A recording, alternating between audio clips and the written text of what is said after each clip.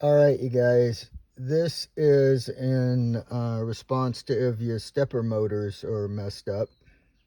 I'll give you an example. You can hear this clicking noise. Hear that?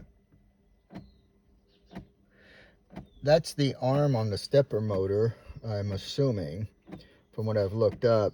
Now, I found this online. You can read that. And it's how to recalibrate them. Oh, there's my little girl, Lily. She's going to be in all the videos.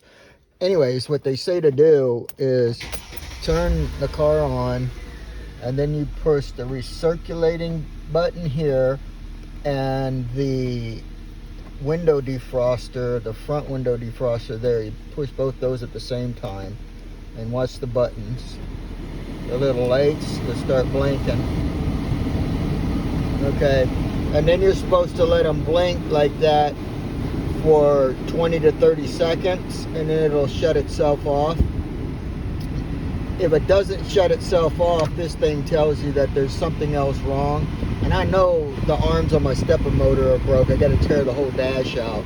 I'll put a link into the bottom of this this video to this guy who shows you how to tear the dash out and get to the stepper motor arms and replace them. It's pretty extensive work.